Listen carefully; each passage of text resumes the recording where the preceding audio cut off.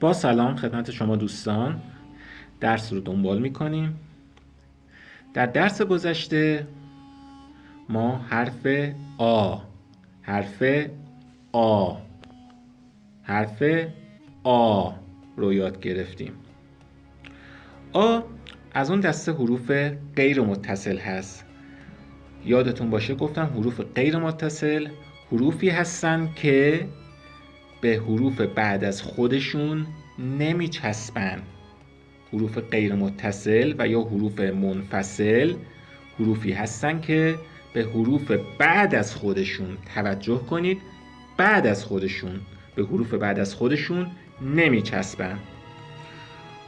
خب آ به دو صورت نوشته میشد: آی مددار و آی ساده. خب گفتیم که آ از دسته حروفی هستش، از اون دسته حروفی هستش که غیر متصل هست. شما توی مثالایی که زدیم توجه کنید، ببینید این آی مددار، ببینید مثل آب. خب حرف بعدیش که ب هستش و تو این درس میخوام یاد بگیریم، ببینید به این حرف آ نچسبیده، پس آ یک حرف غیر متصل هست. خب آی مددار مثل آب، گفتم هم که آی مددار همیشه در اول کلمه میاد، در وسط کلمه و یا آخر کلمه نمیاد. آ مثل آب، مثل آبی، آب، آبی. آی ساده هم که این هم یک حرف غیر متصل هست، همیشه در وسط و یا آخر کلمه میاد، در اول کلمه به این صورت نمیاد. به این صورت آ خونده نمیشه، صداهای دیگه میده ولی آ خونده نمیشه. اگه بخواد آ خونده بشه حتما باید اون علامت مد، اون علامت کلاه کوچیک رو باید بالا سرش داشته باشه. خب آی ساده مثل باد. باد توجه کنید که آ اینجا در وسط کلمه هستش و یا بابا، بابا، بابا که بچه های کوچیک فارسی زبان به پدر میگن بابا، بابا. ببینید آ در وسط کلمه و هم در آخر کلمه هست و به صورت ساده اومده. جمله هم که مثال زدیم براتون: آسمان آبی است، آسمان آبی است. خب میریم سراغ درس جدید، حرف ب. خب ما صفحه کلید ما حروف کوچیک نداره و مجبوریم از قلم استفاده کنیم و اگه هم بد خط نوشتیم به بزرگواری خودتون ببخشید. بسیار خوب. حرف ب. ب در فارسی به دو صورت نوشته میشه: ب متصل که به این صورت نوشته میشه و ب غیر متصل که به این صورت نوشته میشه. خب توجه کنید که ب متصل همیشه در اول و یا وسط کلمه واقع میشه و به حرف بعد از خودش میچسبه. به خاطر همین این حرف ب کوچیک، ب متصل به حرف بعد از خودش میچسبه، به خاطر همین این حرف متصل هست. مثل کلمه باد، باد. خب به غیر متصل همونطور که از اسمش پیداست، ببینید به این صورت ما می‌نویسیم. انتهای این ب بسته میشه. ببینید به طرز نوشتنش توجه کنید. ببینید انتها که میرسیم اینجا دیگه بسته میشه، یعنی حرف بعدی دیگه به ب نمیچسبه و این به همیشه در آخر کلمه میاد، همیشه در آخر کلمه میاد. مثل کلمه آب که مثالش رو در بالا زدیم. بسیار خوب. پس چی شد؟ پس ب به دو صورت نوشته میشه: ب متصل یا ب کوچیک. ب متصل که به حرف بعد از خودش میچسبه، مثل باد، مثل باد،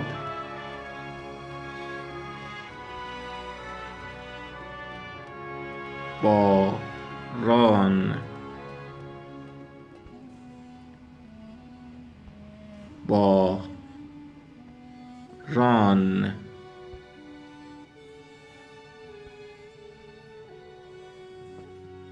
باران. اگه بد خط نوشتیم ببخشید. خب درس رو دنبال میکنیم. گفتیم که ب به دو صورت نوشته میشه: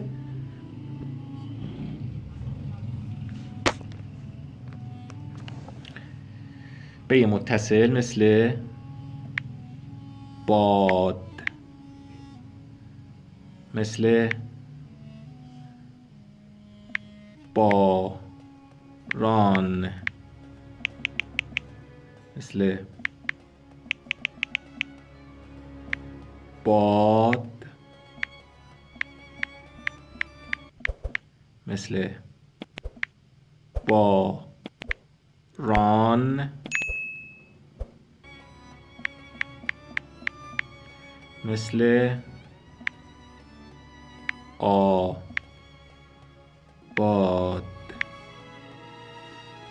باد، باران، آباد. به طرز نوشتن ب و آ در این کلمات دقت کنید. ببینید ب در ابتدای کلمه اومده، به صورت متصل نوشته میشه. آ هم در وسط کلمه اومده، به صورت ساده نوشته میشه. باد در کلمه باران هم به صورت متصل اومده، در اول کلمه نوشته شده. باران هم حرف آ ببینید در وسط کلمه اومده و به صورت ساده نوشته شده. باد، باران و کلمه آباد. آباد هم ببینید آ در اول کلمه اومده و به صورت مددار نوشته شده. ب هم در وسط کلمه هست، به صورت متصل اومده. آ هم در وسط کلمه هست، به صورت ساده اومده و به این صورت نوشته میشه. پس باد، باران، آباد.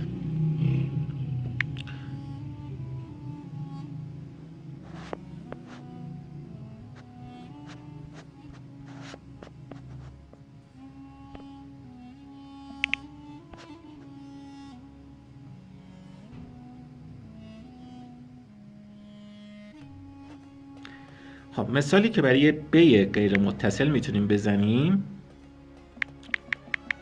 کلمه آب. بله آب هست. آب. ببینید ب در آخر کلمه اومده، آخر کلمه آ اومده و به صورت غیر متصل هم هست. کلمه دیگه هم که میتونیم مثال بزنیم که توش ب غیر متصل به کار رفته، کلمه ادب. ادب، آب، ادب. حرف ا رو ما در درس بعدی یاد میگیریم. حالا تا اینجا اینو داشته باشید. به خاطر این اینو گفتم که طرز نوشتن ب غیر متصل رو بهتون بگم.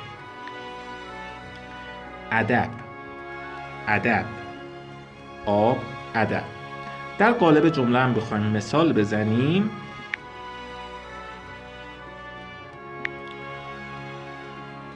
جمله آب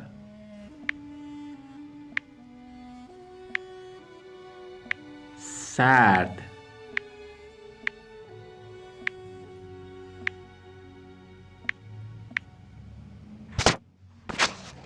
است. آب سرد است. آب سرد است و یا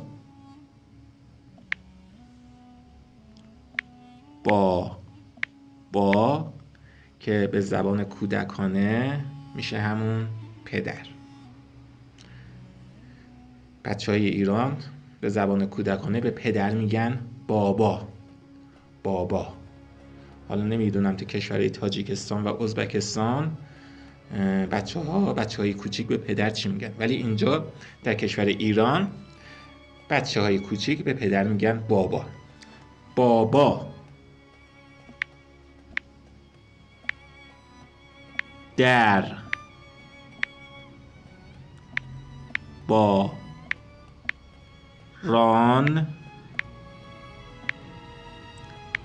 آمد. بابا در باران آمد. آب سرد است. بابا در باران آمد. خب دوستان عزیز، یه نگاه کوتاه بیاندازین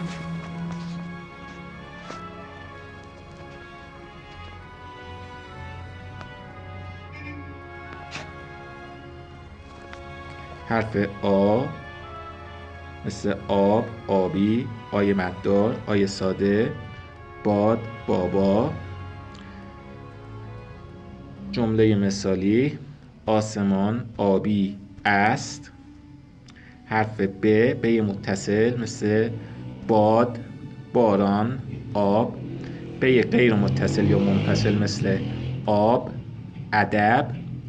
و در قالب جمله هم آب سرد است. بابا در باران آمد. خب دوستان عزیز، درس امروزمون هم تموم میشه. امیدوارم که درس قبلی رو خوب تمرین کرده باشید و همینطور هم درس امروز رو خوب تمرین کنید. در برگه کاغذ بنویسید، یک صفحه کامل بنویسید که قشنگ دستتون روون بشه.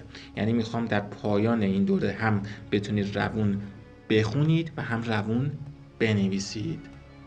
البته شماها دوستان باهوشی هستین و چون فارسی زبان هم هستین راحت‌تر و زودتر به نتیجه خواهیم رسید. خب دوستان، همه شما رو به خدای بزرگ میسپارم. وقت بخیر و خدا نگهدارتون.